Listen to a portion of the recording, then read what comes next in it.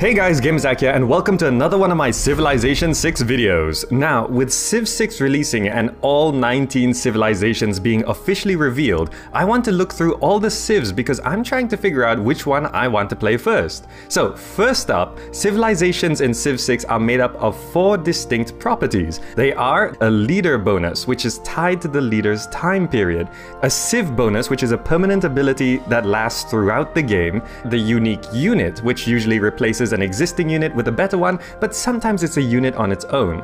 There's the unique infrastructure, which is a district, a building in a district, or a tile improvement unique to that civ. And technically there is the 5th property, which is the leader agenda if you're playing with the AI. Now, not all the agendas are 100% clear at this point, so I'll talk about them where I can, though it has been stated that the Civ's AI's primary agenda would be in tune with their intended playstyles, so generally they'll be playing their advantages. Also, it has been said that additional leaders may be introduced later on, so one Civ might have a few leaders to choose from in the future. Alright, there are 19 Civs and I'm going to go in alphabetical order, so let's get started. So first up is the American Empire, with their leader Teddy Roosevelt. The leader bonus is the Roosevelt Corollary, where units receive a combat strength bonus on their home continent, bonus appeal to all tiles in a city with a national park, and you gain the Rough Rider unique unit that's unlocked with rifling. The permanent civilization bonus is the Founding Fathers. All government legacy bonuses are earned in half the time as usual. You get the P-51 Mustang as a unique unit, which is a fighter aircraft. And the unique infrastructure is the Film Studio Building, which replaces the Broadcast Tower, built in the Theater Square, and it boosts tourism in the modern era. And we do know Teddy has the Big Stick agenda, which likes peaceful civilizations on his home continent and hates civilizations that start wars on his home continent. So where America really does come into play is after the industrial era, the mid to late game, and going for a cultural victory with film studios and national parks is definitely viable. Basically, the way I see playing America is you go with the flow at the start of the game and then surge culture later on. Next up is the Arabian Empire, with Saladin as their leader. Saladin's bonus is Righteousness of the Faith, which means the worship building for Arabia's chosen religion costs less and produces bonus science, faith, and culture. The permanent civilization bonus is the Last Prophet, where Arabia will automatically receive the last available great prophet if they haven't founded their own religion already. The Mamluk is the unique unit, which is a replacement for the knight and heals at the end of every turn even if it's moved or attacked. And the Madrasa building is the unique infrastructure, which replaces the university in the campus district and provides bonus faith and more science. Now, Arabia seems very much like a mid-game civ, and easily going for a science or religious victory, because you get various faith bonuses, and to ensure that your civ isn't left behind, you do get some science bonuses too. The way I see playing Arabia is going religion early, but don't sacrifice anything to push religion, because you're guaranteed a great profit regardless.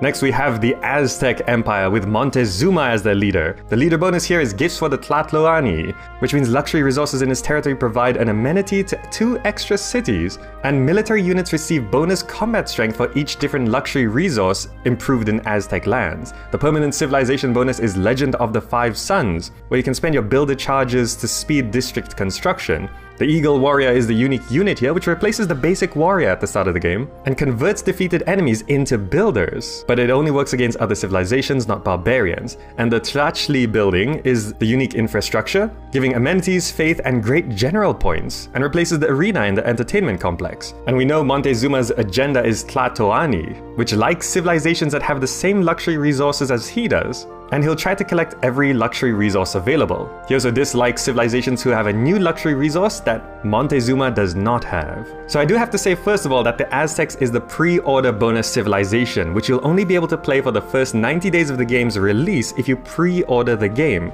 After the 90 days, everyone who owns the game will get the Aztecs for free. Now, the way I see playing Aztecs is very much an early game civ. War and growth are tied together, and they can easily go for a domination victory. I see using early wars to grow your civilization to a strong point to powerhouse through the mid and late game. Then we have the Brazilian Empire with Pedro II.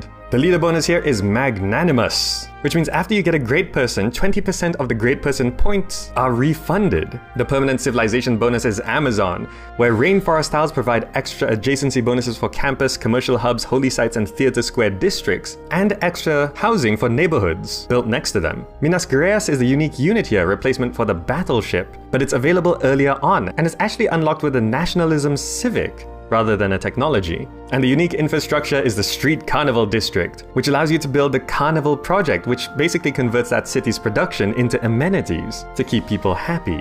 So playing Brazil is very much a flexible, go-with-the-flow civilization. You can take advantage of rainforests, definitely, and focus on great people, but that pretty much opens up any type of playstyle or victory type. So if you're playing Brazil, do basically what you want, but make sure you're focusing on great people because that's where their powers really come in.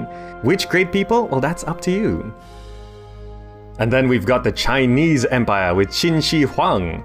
His leader bonus is the First Emperor, which means when building ancient and classical wonders, you may speed their construction with builders, and his builders get an additional charge. The permanent civilization bonus is Dynastic Cycle, which means Eurekas and Inspirations provide 60% rather than 50% boosts, and the Crouching Tiger Cannon is their unique unit, a high-powered short-range unit, and doesn't require a specific resource to produce. And their unique infrastructure is very special, where it's the Great Wall Improvement, which is a tile improvement that you have to spend builders to construct each piece, but each piece gives bonuses to defense, gold, culture, and tourism that gets better with each additional segment, if it's on a hill and as you advance through the tech tree, though it does need to be built on the edge of the empire.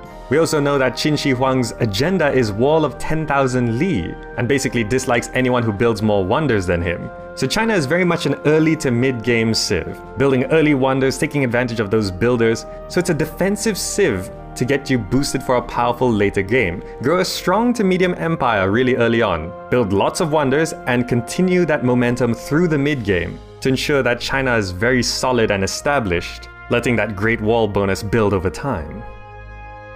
Next up, we've got the Egyptian Empire under Cleopatra. Cleopatra's leader bonus is Mediterranean's Bride, where trade routes to other civilizations provide extra gold for Egypt. Other civilizations' trade routes to Egypt provide extra food for them and gold for Egypt as well. The permanent civilization bonus is Iteru, where districts and wonders are built faster if placed adjacent to a river, and floodplains don't block placements of districts and wonders.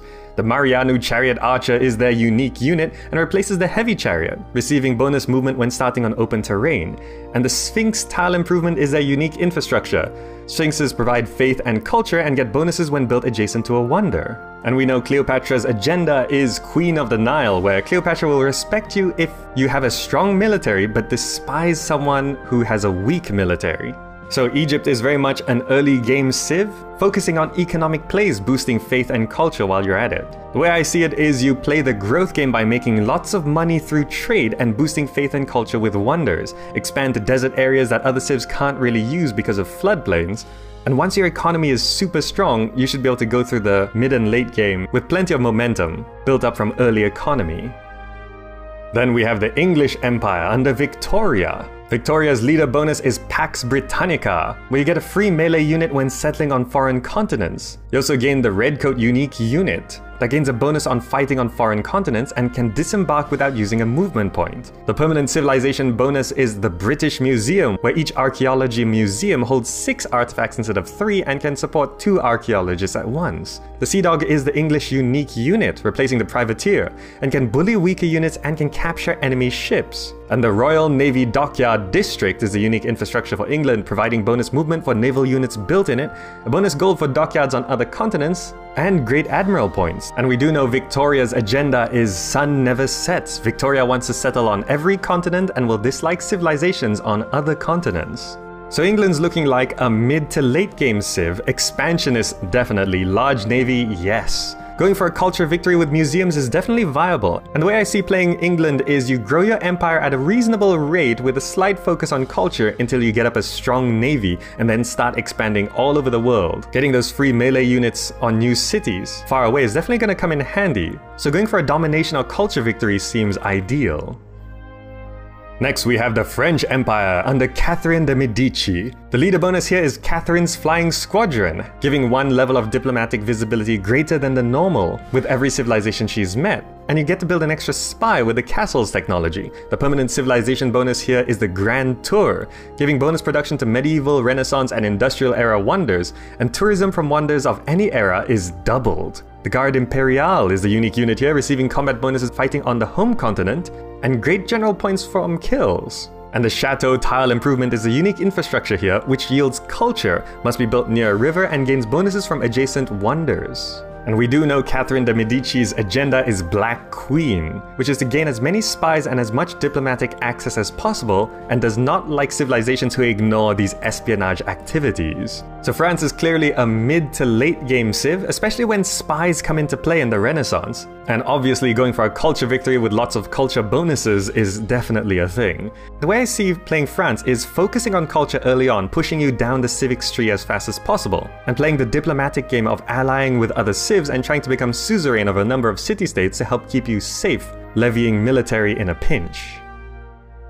Then we have the German Empire under Frederick Barbarossa. The leader bonus here is Holy Roman Emperor, where you get an additional military policy slot in your government, and bonus combat strength when attacking city-states. The permanent civilization bonus here is Free Imperial Cities, where you can build one more district than the population limit would allow.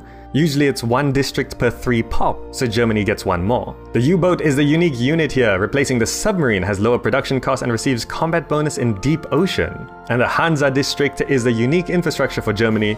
It's a replacement for the industrial zone, receiving bonus production if placed adjacent to a commercial hub, other districts, or resources. We also know Frederick Barbarossa's agenda is Iron Crown, like civilizations who do not associate with city-states, does not like suzerains of any city-states, or civilizations who have conquered city-states. So basically he wants all city-states for himself and doesn't like anyone else who associates with them. So Germany is very much a mid to late game civ, production focus and a strong military throughout the game. The way I see playing Germany is to get a strong land military early on, and to stop others from benefiting from city-states that you aren't suzerain of while you grow your cities to powerhouses with more districts, later on using the U-boat in the late game to counter naval civs that got too far ahead. Next up we have the Greek Empire under Pericles. The leader bonus here is Surrounded by Glory, where you get bonus culture for every city-state to which Greece is the suzerain of. The permanent civilization bonus is Plato's Republic, receiving an extra wildcard policy slot no matter which government is chosen. And the Hoplite is a unique unit here, which replaces the Spearman, gains a combat bonus when adjacent to other Hoplite units. And the Acropolis District replaces the Theatre District as their unique infrastructure, gaining higher culture adjacency bonuses by being next to other districts, especially the city center, but must be built on a hill. We also know that Pericles' agenda is Delian League, where he likes civilizations that aren't competing for the same city-state allegiances, dislikes civilizations that are competing for that city-state. So Greece looks like a very much early game civ, being very culture-focused. And you especially want to focus culture because that extra policy slot means more civics means more policies that you can choose from. Unlike Germany, Greece wants to be friends with city-states, so probably won't get along well with Germany. And although you are very culture-focused, after the early game when hoplites get out of play, you're gonna need the city-states on your side so you can levy military to help keep you safe.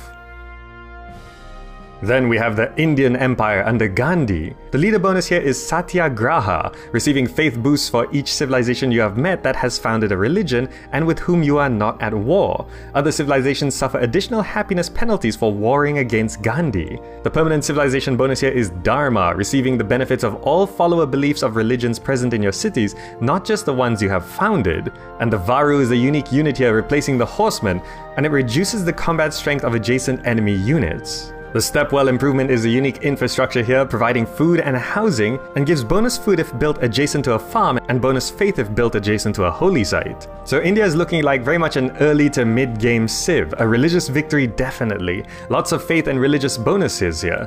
Though religious victory does need some military power for defense and to attack those civs that just won't convert, and the elephants here will help you with that. The way I see playing India is to grow your cities large and to go religion the whole game, and maybe changing to a domination victory later on. Then we have the Japanese Empire under Hojo Tokimune. The leader bonus here is Divine Wind. Land and naval units receive bonus combat strength in tiles adjacent to coast and shallow water tiles. Building of encampments, holy sites, and theater square districts are halved. The permanent civilization bonus here is Meiji Restoration. All districts receive an additional standard adjacency bonuses for being adjacent to another district. And the samurai is the unique unit here, fighting as if they were at full strength until they are completely destroyed. And the electronics factory building is a unique infrastructure, replacing the normal factory, and provides a production bonus that's extended to all cities within 6 tiles. We also know that Hojo's agenda is Bushido, liking civilizations with a strong military but only if they are also strong in faith or culture. So Japan's looking like a mid to late game Civ, from the samurais to the electronics factory, being very militaristic with coastal cities that are also very dense seems important. The way I see playing Japan is to expand to have a good number of efficient cities with lots of districts and to use the terrain to your advantage, and positioning your cities to take advantage of the electronics factory later on. Just lots of districts generally.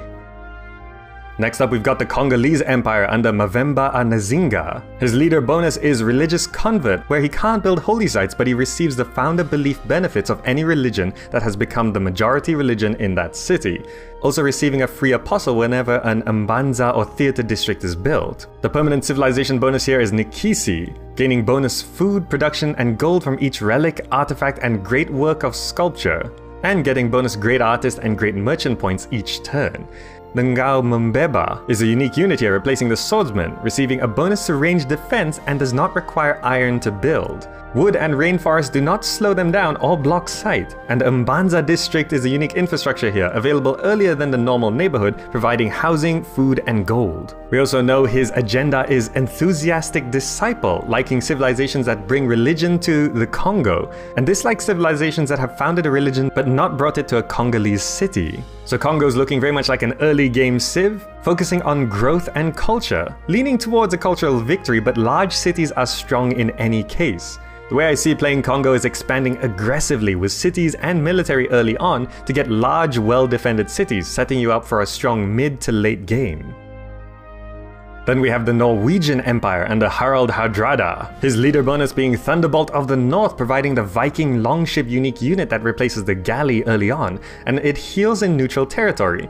It's a melee naval unit and can perform coastal raids. The permanent civilization bonus here is the Nar, where units gain the ability to enter ocean tiles after researching shipbuilding, and units ignore the additional movement cost from embarking and disembarking. The Berserker is a unique unit of Norway, and it doesn't replace any other unit. It can pillage that costs 1 movement point, but gets bonus combat strength when attacking and minus combat strength when defending. The Stave Church building is a unique infrastructure, replacing the temple, and gains additional faith adjacency bonuses from woods. We also know that Harald's agenda is Last Viking King, to build a strong navy and respect civilizations who follow his lead. He does not like civilizations with a weak navy. So Norway is looking like an early game for military and expansion. Powerful early navies and the Berserkers get you quite a stronghold, and also has a decent religion game. After the early game you could continue towards domination or use that early power to set up a transition into another victory condition. And then we have the Roman Empire under Trajan. The leader bonus here is Trajan's Column, where new cities start with a free building. Usually it's going to be a monument, but in some cases it'll be something else. The permanent civilization bonus here is All Roads Lead to Rome, where all cities start with a trading post and trade routes passing through them earn additional gold. New cities within trade route range of the capital start with a road to it as well. The Legion is a unique unit here, replacing the swordsman. It functions as a military engineer and can build roads and the Roman fort, which gives bonus defensive strength and fortification bonuses to the occupying unit. It has limited charges like a builder though. And the Bath District is a unique infrastructure, providing amenities and more housing than the normal aqueduct, which it replaces. We also know Trajan's agenda is Optimus Princeps, and tries to include as much territory as possible in his empire, and does not like civilizations who control very little territory. So Rome's looking like an early to mid-game Civ with strong military and growth bonuses for cities specifically. The way I see playing Rome is to expand, defend, solidify, and expand again. Next up is the Russian Empire under Peter the Great. His leader bonus is Grand Embassy, giving science and culture from trade routes to civilizations more advanced than Russia. The permanent civilization bonus is Mother Russia. Cities gain extra tiles when founded, also getting bonus faith and production from tundra tiles. The Cossack is the unique unit for Russia, replacing cavalry, and can move after attacking. And the Lavra district is the unique infrastructure here, replacing the holy site, and the city will grow by 1 tile each time a great person is used in a city with a Lavra. So Russia's looking like a mid to late game civ, but an early territory grab could be very good. The extra territory you get from founding new cities is crazy expansionist. And the great person bonus of adding an extra tile just expands your territory even more. Though overexpanding can take a toll on your civilization, so those trade routes to make sure you don't get left behind are gonna be important. And then we have the Scythian Empire under Tomiris. The leader bonus here is Killer of Cyrus, and all units receive bonus combat strength when attacking wounded units. When they eliminate a unit, they heal up to 50 points. The permanent civilization bonus is People of the Steppe, where you receive a second light cavalry Osaka horse archer unit each time you train a light cavalry Osaka horse archer. Basically train 1, get 2. And that Saka Horse Archer is the Scythian unique unit. It's an early game, fast, ranged unit, and it doesn't require horses to train. And the Kurgan Tile Improvement is a unique infrastructure providing faith and gold, and receives an adjacency bonus from pastures. It can't be built on a hill or adjacent to other Kurgans. We also know Tomiris' agenda is backstab averse, liking civilizations that are declared friends, and hates civilizations who backstab and declare surprise wars. Scythia is obviously an early game civ here, with one of the strongest early militaries possible, with the double units healing and wiping out wounded units. Kurgans keep your civ going early on, and you have to set up an empire that can maintain momentum through the mid-game. If you don't take advantage of the early military, you'll fall really behind if you're playing Scythia. Then we have the Spanish Empire under Philip II. The leader bonus here is El Escorial, where you get combat bonuses versus units of factions following other religions, and Inquisitors have 1 extra remove heresy charge.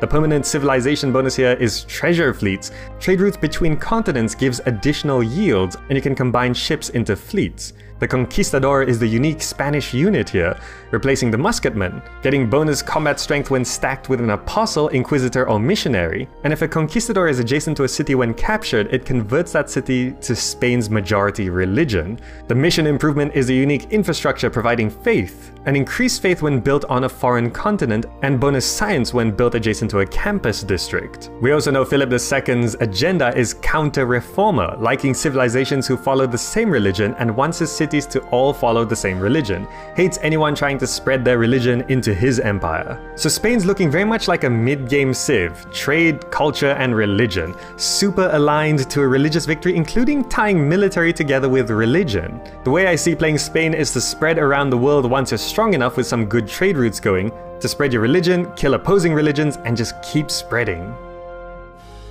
And finally we have the Sumerian Empire under Gilgamesh. The leader bonus here is Adventures with Enkidu. When fighting a joint war, Sumerian units share pillage rewards and combat experience with the nearest allied unit within 5 tiles. The permanent civilization bonus here is Epic Quest, where clearing out a barbarian camp also grants a tribal village reward. The war card is a Sumerian unique unit, available at the start of the game, suffers no penalty against spearmen or other anti-cavalry units, and gains extra movement if starting on open terrain. And the Ziggurat Tile Improvement is the unique infrastructure providing science and culture when adjacent to a river, and can't be built on a hill. Sumeria is another obvious early game civilization with a strong early military with ziggurats to keep the civ going. The way I see playing Sumeria is to establish a strong start, and it's important to ally with someone before reaching the mid-game. Otherwise, once all your bonuses run out, you might be left high and dry by yourself. Alright, and those are the 19 civilizations in Civ 6 that are launching with the game. Which civ is your favorite so far?